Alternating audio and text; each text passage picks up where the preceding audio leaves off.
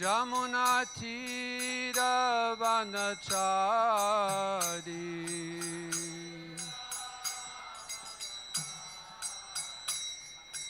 Jai Radha Madhava Kunja Bihari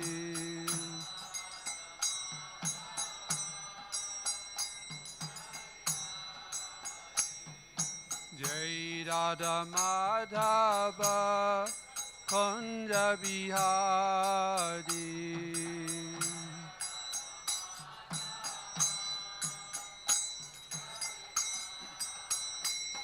Hare Krishna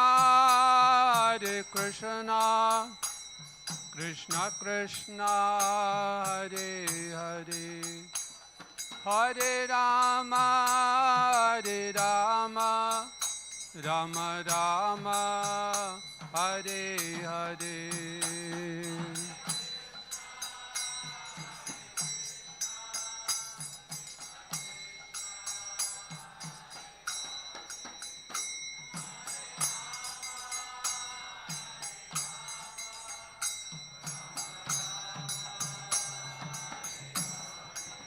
Hare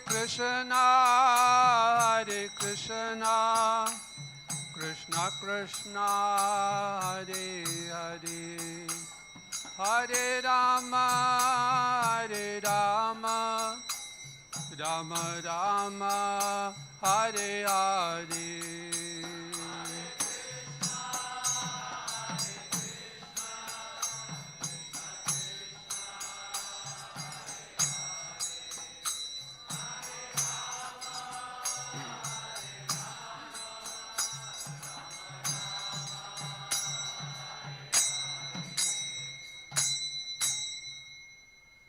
Jayam Vishnupad Paramahansa Parivargachaya Sadhara Satishi Srimad His Divine Grace A.C. Bhakti Vedanta Swami Srila Prabhupada Ki Jai.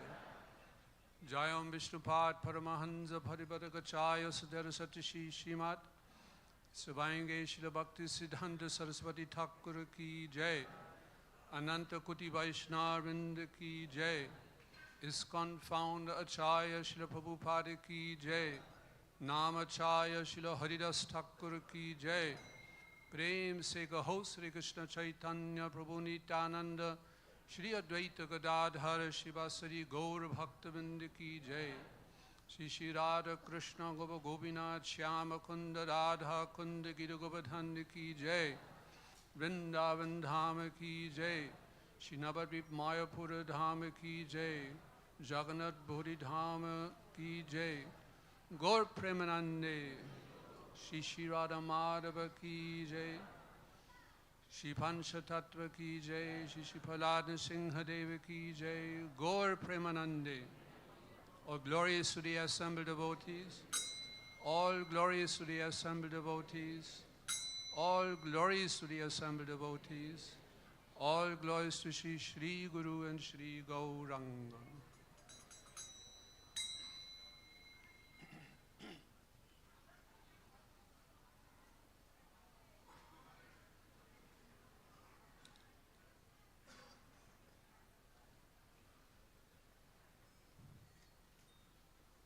Om Namo Bhagavate Vasudevaya.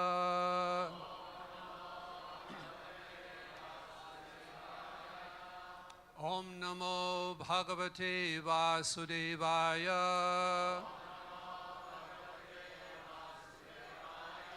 Om Namo Bhagavate Vasudevaya.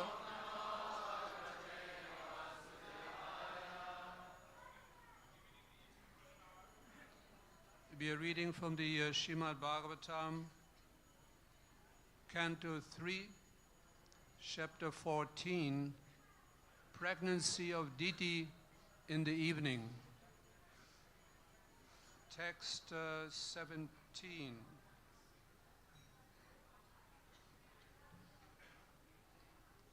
Esha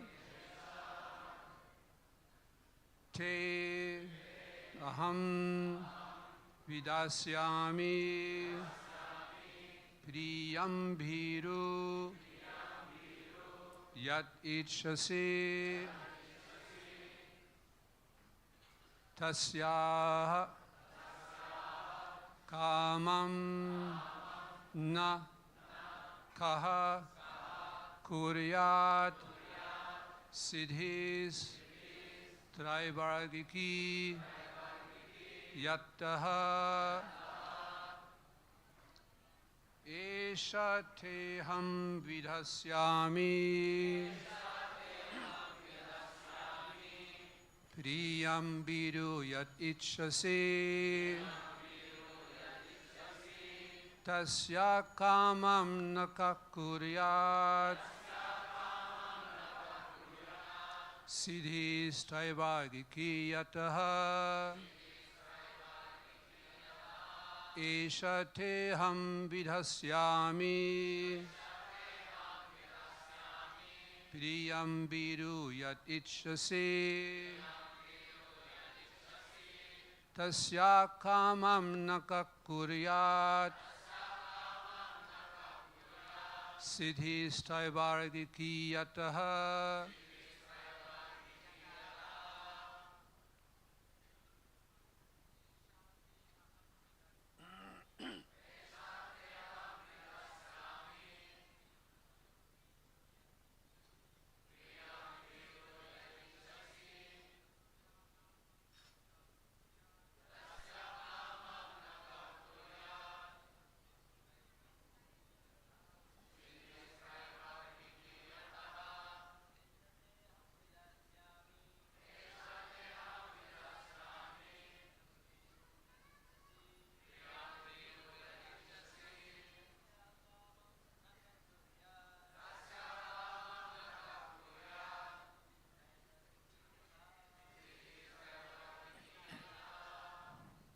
Vaishnavis.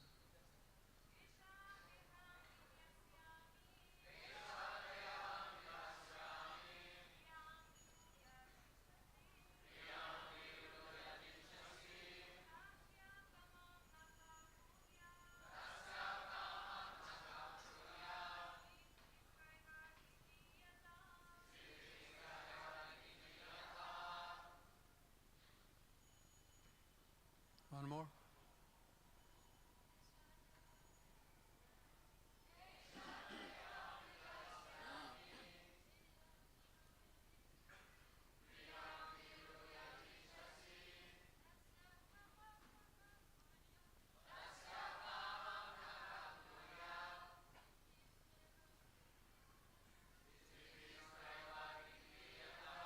Eshaha, this, te, your request, aham, I, vidasyami, shall execute,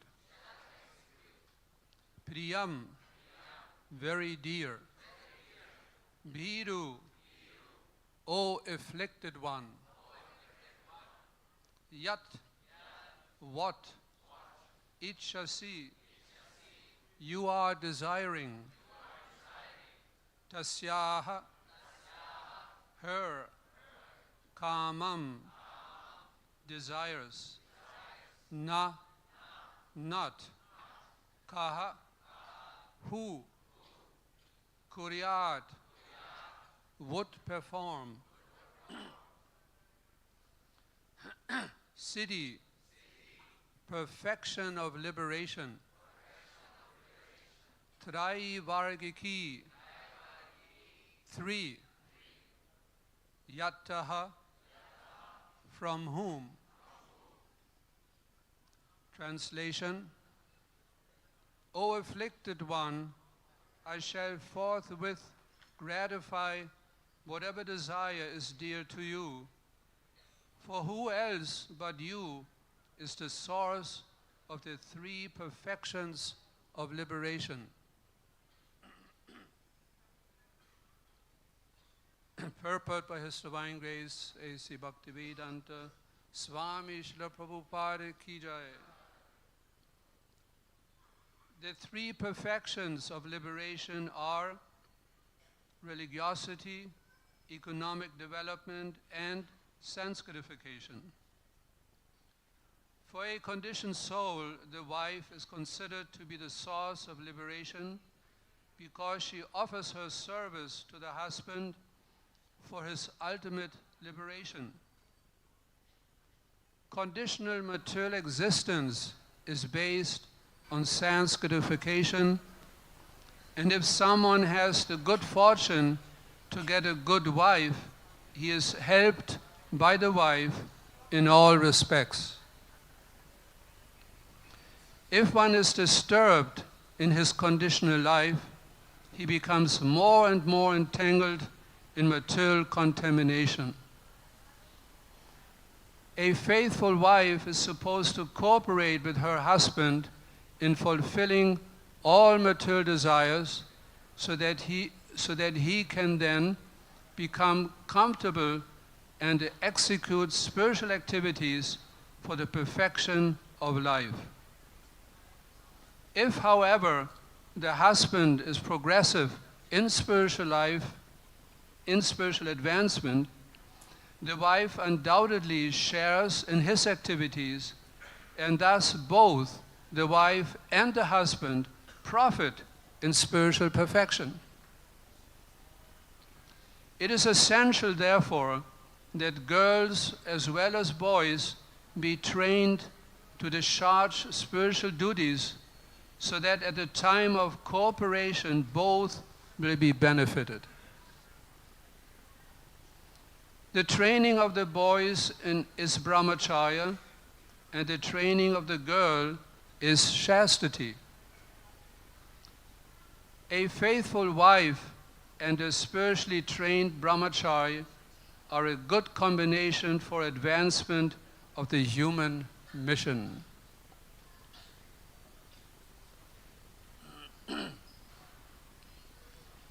Esha te aham vidasyami priyam vidu yat ichhase tasya kamam nakakuryat siddhistraivargikiyataha. O afflicted one, I shall forthwith gratify whatever desire is dear to you, for who else but you is the source of the three perfections of liberation.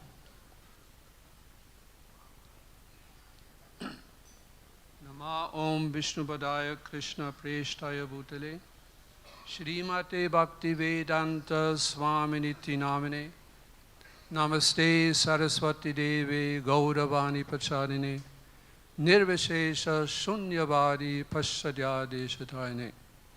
Jai Shri Krishna Chaitanya Prabhu Nityananda Shri Advaita Gadadhar Shivasari Gaur Bhaktavinda.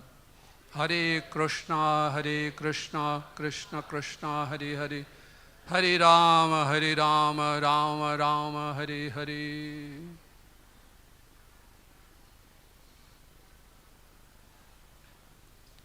First, I would like to express my gratitude to be in Srila Prabhupada's ISKCON movement.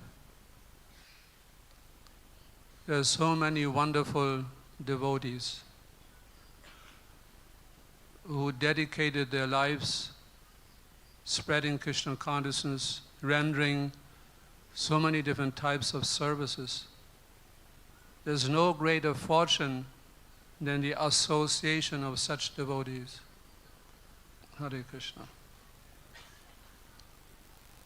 So Srila Prabhupada at the end of the purport mentioned that a faithful wife and a spiritually trained brahmachari are a good combination for advancement of the human mission.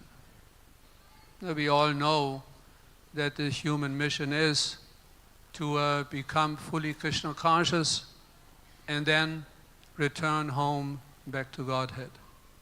That's the human mission. Just this morning I listened to a lecture by Srila Prabhupada, and he made the same point. He said, you have to return in this very lifetime home back to Godhead. He did not give the option of another lifetime. He said, in this lifetime. So that requires determination and training. Unless this training, as Srila Prabhupada explained in the Purport, is provided at a young age, there might be too much disturbance and restlessness in a married life.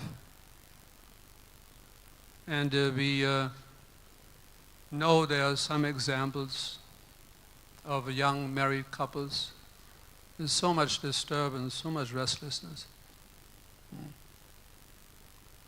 You might wonder, Maharaj, how do you know? You are a sannyasi. Not really your business. I wish it was not. But over the many years, I received a number of letters by young married disciples. At that time, we didn't have a marriage council. Now we have. So that is Krishna's arrangement. But if I would publish all those letters, our young boys and girls would be extremely enthusiastic to undergo that training Srila Prabhupada referred to in the Purport. A husband who knows how to control his senses and at the same time takes nicely care of his family and his relationship with his wife, he brings about great fortune to his household life. A little bit back to the letters. Even recently, because some of the disciples, they bypass the marriage council, and we still receive direct letters. And she pointed out in the letter that, Guru Maharaj, it seems that I married a robot.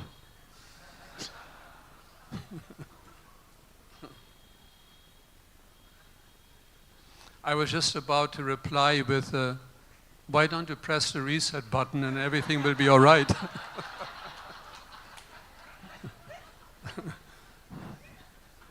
But then I thought our marriage council might have a much more satisfactory reply than that.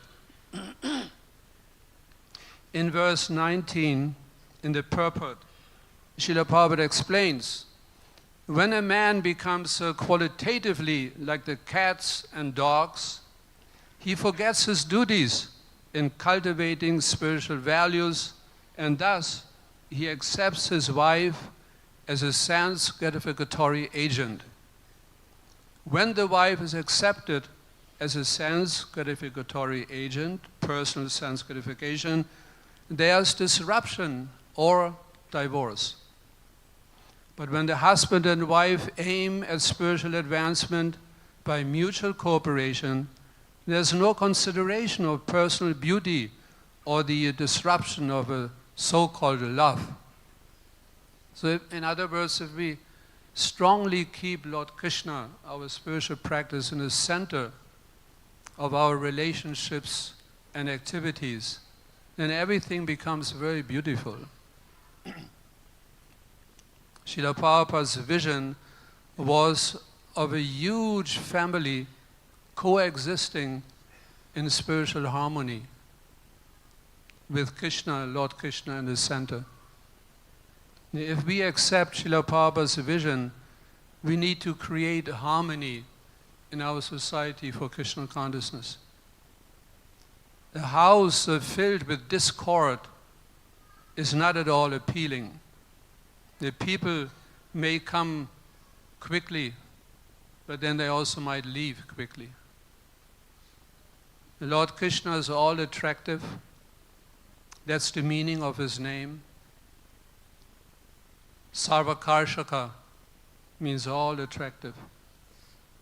Mahabharata also states that Krush means existence and Na means bliss. So combined, these two roots indicate that the Krishna attracts all existence through his blissful transcendental nature. Krishna pulls every living thing toward him the way of his blissful nature. He is the very embodiment of transcendental bliss. Na also means Ananda. Ananda, derived from Na. Ananda bliss. He draws everyone into his transcendental orbit. Savakashaka Paramananda Ghana Muriti. Lord Krishna attracts all Atmas, Jivas, souls, with his unequaled beauty. The Bhagavan, as Srila Prabhupada so many times explains, so many times explained, it means the Supreme Personality of Godhead who possesses 6 opulences in full. Aishvayasa Samargasa Yasasa Shriya Jnana Vairagyas Shaiva Sanambhaga Itingana, that wealth, strength, fame, beauty, knowledge and renunciation. These are the 6 opulences. And among these 6 opulences, beauty is supposed to be the most essential one. The example is given of a tree or human body. There's the torso. The trunk of the tree is supposed to be the torso of the tree. And from that torso expands the branches, leaves, etc. Or the arms, legs, torso. So the torso of Lord Krishna's transcendental form is his transcendental beauty. That makes him all attractive. And of course the additional opulences. The force which physical mass attracts each other is called gravitation. And that force which attracts the living entities to Krishna, that is prema, the pure love for Krishna. There's one very nice verse spoken by Prahlad Maharaj to his teachers. O Brahmanas, as iron attracted by a magnetic stone moves automatically toward the magnet, my consciousness, having been changed by his will, is attracted by Lord Vishnu, who carries a disc in his hand. Thus I have no independence. So the Jiva Atmas are of the same spiritual nature as Krishna. We can give the example of a magnet. I remember in our childhood, in the class, we had 2 magnets. You might have the same experience. And then if you do not align them properly, they don't attract each other, but they repel each other. It's a very, very strange feeling. So every magnet has a north and a south pole. So if the north pole is aligned with the south pole, then there's a strong attraction between 2 magnets. But if north pole placed to the north pole, then a distraction, opposition. So like this with the living entities and Lord Krishna. Lord Krishna is the supreme controller. Let's say that's the north pole. Now if the living entity, Jivatma, also claims to be the supreme controller, then there's also north pole. And if these 2 are being placed, there's distraction, not attraction, even to the point of envy.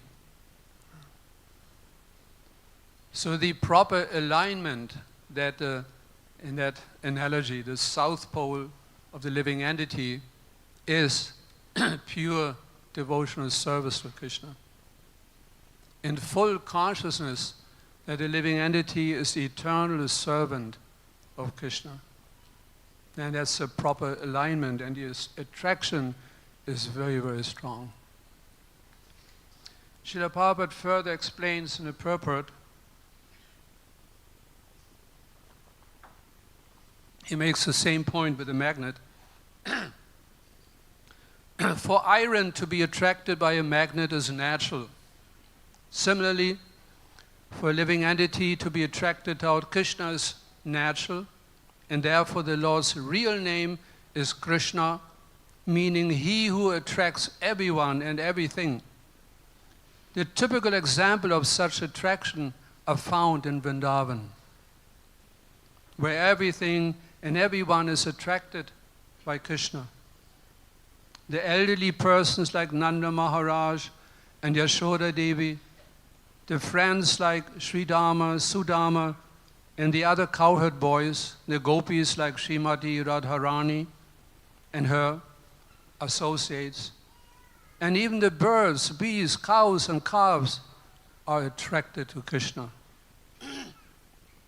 The flowers and fruits in the gardens are attracted. The waves of the Jamuna are attracted. In the land, the sky, trees, plants, animals, and all other living beings are attracted by Krishna. This is the natural situation of everything in Vrindavan. So I was thinking similarly, here in Sridham, Mayapur, Navadvip Dham, everything and everyone is attracted to Chaitanya Mahaprabhu, to Gaunitai, Panchatattva. In the Sri Prema Vivarta, Jagadananda Pandit, he declares his love for Krishna in the following way. If you do not serve Gauranga, then you are crazy.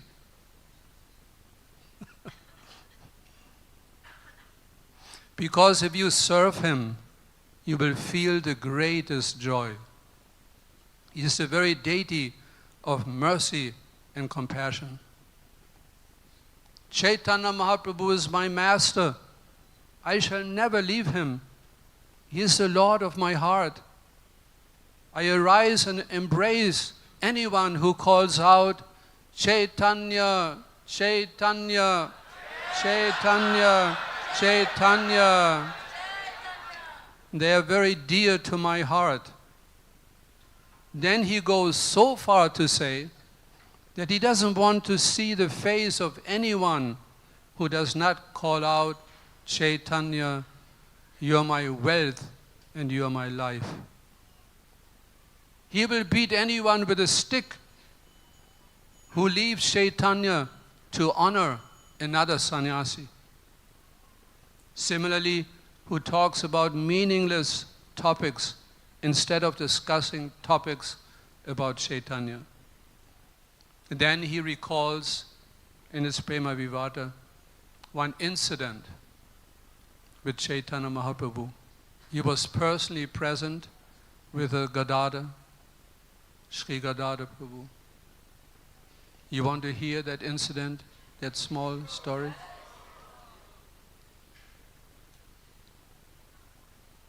Say yes. I learned this. Say yes. So one day Chaitanya Mahaprabhu went into the dark forest. Jagadananda Pandit and Gadadhar accompanied him. Then all of a sudden the Lord caught a parrot in a buckle tree, a parrot. He spoke to the parrot, you are the son of Vyasa. Delight us by speaking something about Radha and Krishna. Jagadananda Pandit and Gadadhar, they looked at the parrot, and of course they expected he would say something about Radha and Krishna. But the parrot did not do so. Instead, he called out, Gaura Hari, Gaura Hari. Then Chaitanya Mahaprabhu pretended to be very angry and he threw the parrot away. Still the parrot continued, Gaura, Gaura, and he even started to dance.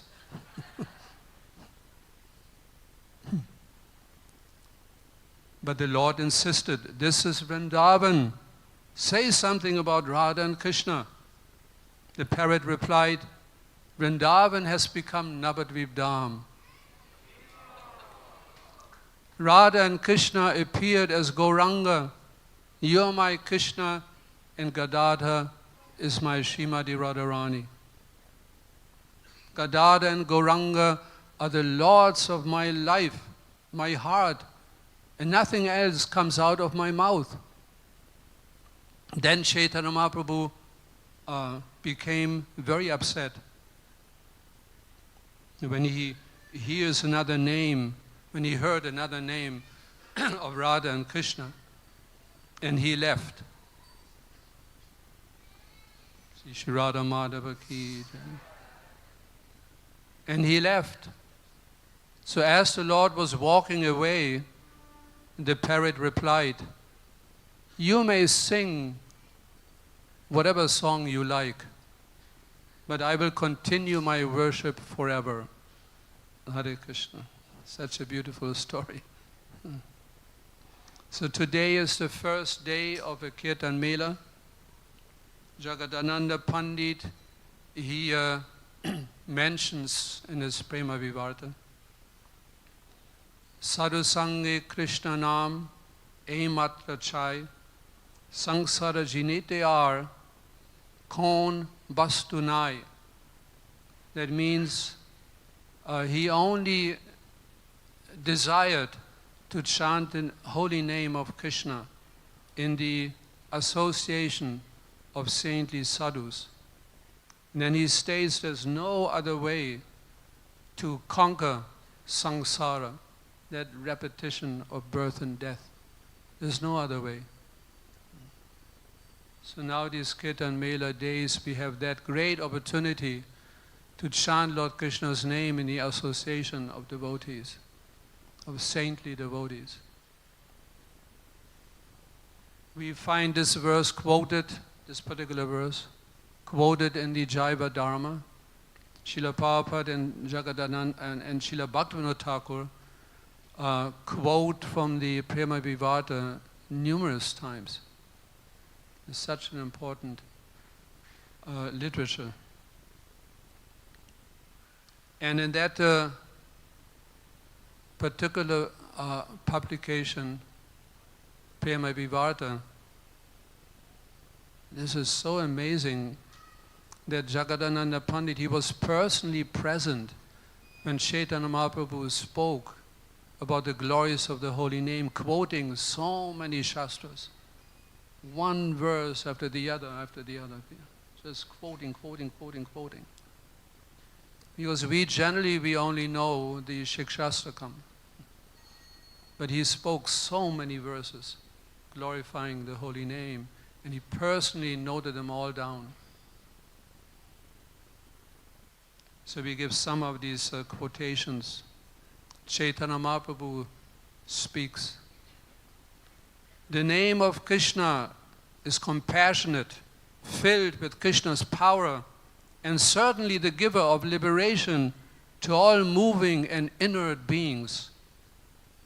Offenders of the name commit offenses against the Lord, and such violations check their chanting of the name.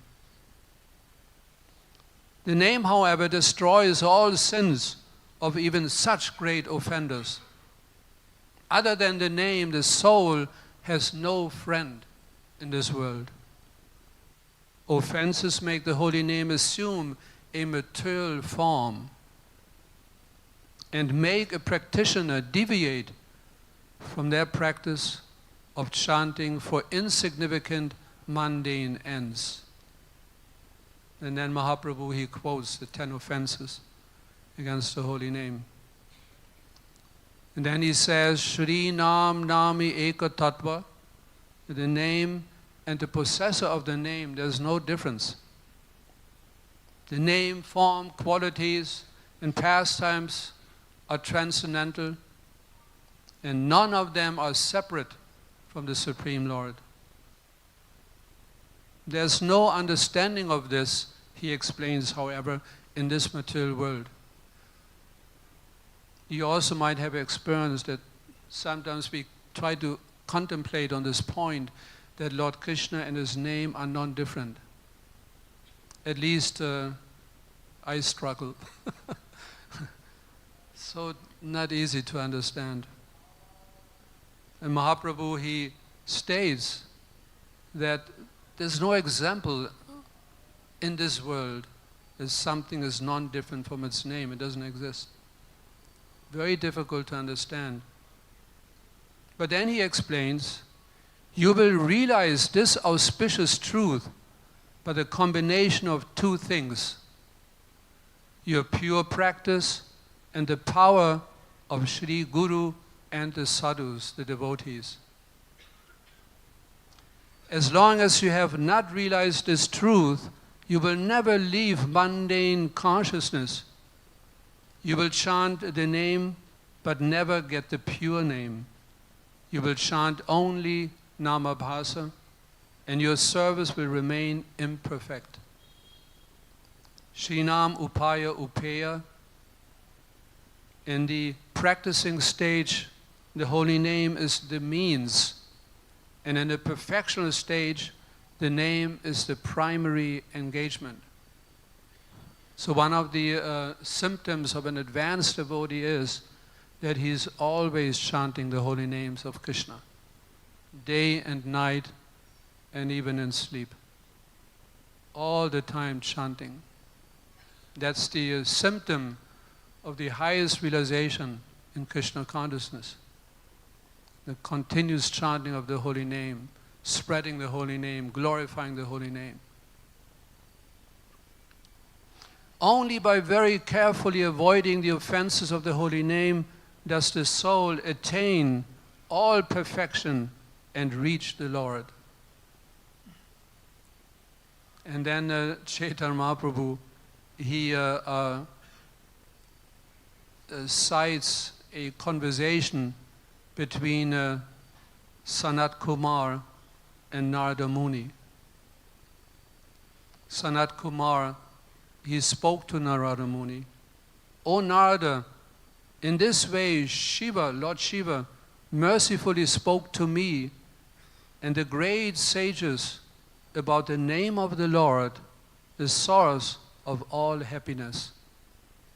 Those who understand these 10 offenses to the name, which must always be carefully avoided, but still do not immediately avoid them, are like children who become angry with their mothers, refuse to eat, and then suffer. When unconcealed, Krishna's name, the abode of all qualities, immediately delivers anyone within whose mouth he is once uttered, within whose remembrance he once arises, and within whose ears he once enters."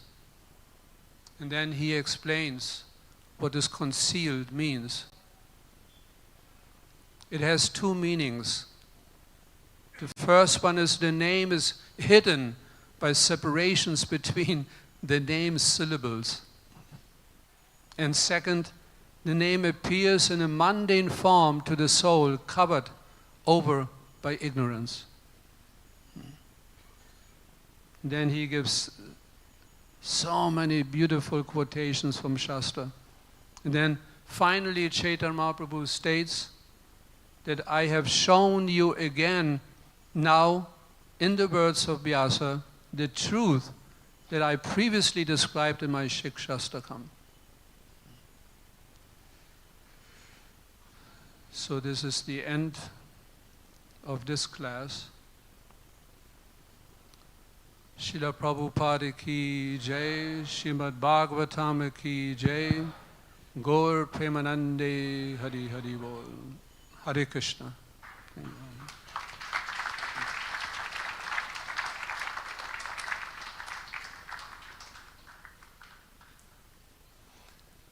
So if there are no questions, then we can continue with our program. Yes, Maharaj. Hare Krishna. Thank you very much for this enlightenment. Our practice is in that of dasya bhav, and also Our practice is? I didn't hear. servitorship. Servitorship. Servant. Servitorship. Dasya, yeah. Okay. And also we practicing sadhana, bhakti, and the worship of Radha Krishna is in the mood of Lakshmi Narayan. I heard one Maharaj was saying, but practice like this takes one to Vaikunta, like sadhana and practice in dasya bhav and worshipping in the mood of Lakshmi Narayan, that takes one to Vaikunta. And he was saying that taking one to Golokadam, one need to practice in the bhav like Sakya, Madhurya and Vatsalya. So Maharaj, the question is how devotees would be going to Golokadam, because this kind of practice takes one to Vaikuntha. Practice we do externally, and as we advance in Krishna consciousness internally, we make progress, we advance more and more to the spontaneous platform of devotional service, Raganuga. So beginning is sadhana, and we practice deity worship, should always be performed in that mood, Vaikuntha mood, Lakshmi Narayan. But internally, the pujari, the practitioner, he can advance more and more. So that spontaneous devotional service will develop in a natural way. And I was just thinking that Srila Prabhupada, he will take us to Goloka Vrindavan. We don't have to worry. We just have to hold on to his lotus feet. He will drag us there. Yeah. Of course, there are so many more detailed explanations, but class is already a little over time, I noticed. So maybe couple of more questions. Yes?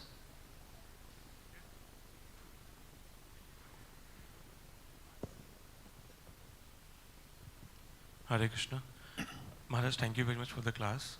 In the purport, Srila Prabhupada is mentioning conditional material existence is based on sense gratification. I cannot understand. Someone has to help. I'm sorry, Maharaj. Maharaj, Srila Prabhupada is mentioning in the purport, conditional material existence is based on sense gratification. Is based on sense gratification. No, you have a heavy accent, I need someone without any accent too. He's asking that in this purport, Srila Prabhupada says, conditional material existence is based on sense gratification. Oh yes. And if one is disturbed in his conditional life, he becomes more and more entangled in material contamination. So what's your question? Perfect pronunciation, thank you. So Maharaj, how to understand this? Because we also hear that it is like griha andakupam, and it is like the more we do the itching, so we cannot ever satisfy our material senses. So how do we, it seems to me that both are different, altogether different directions. Altogether different what? Different directions. I mean, like Direction. one is encouraging the sense gratification and one is discouraging the sense gratification. Like one foot in one boat and the other foot in another boat. Very difficult to balance. What was the question? Yeah, How to balance? How to understand this? That I mean, sense gratification is how much sense gratification is required. You know that our simple process is that we engage everything in Krishna's service. That's our process. We cannot artificially renounce sense gratification. Like, what is sense gratification? Eating something very palatable, very tasty, sense gratification. Class till 9. No, I'm not going on. They want me to continue with the class. Hare Krishna. What was my point? What was my point? Yeah, eating something very tasty. It is sense gratification. But we engage it in Krishna's service. We taste prasadam. By tasting prasadam, then the consciousness becomes purified because it has been offered to Krishna. It is a transcendental, purifies the consciousness. This was my simple understanding in the early days when we joined Krishna consciousness. I remember that my Bhakta leader, so to speak, told me that prasadam is non-different from Krishna. As more you put prasadam in your body, then you put Krishna in your body, and then Maya will go out.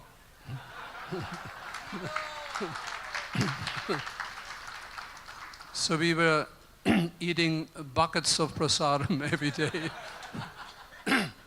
It was very purifying. But now we have to pay for it in a different way. We engage everything in Krishna's service. Same with the married life. Some can manage, they can manage without. Life is more simple. You cannot argue about this point. If you're single, life is more simple. You want to go somewhere, you just go. If you have a family, it doesn't work like that. You have to have a big discussion first. Go, not go, where to go. Life is much more complicated. So some require, some not. Everybody has his own desire for sense gratification, but that all can be purified by connecting it, engaging it in Krishna's service. And if we cannot engage something in Krishna's service, we have to renounce. Let someone else do it. Very simple process. So thank you very much. Hare Krishna, Srila Prabhupada Ki Jai, Gaur Premanande.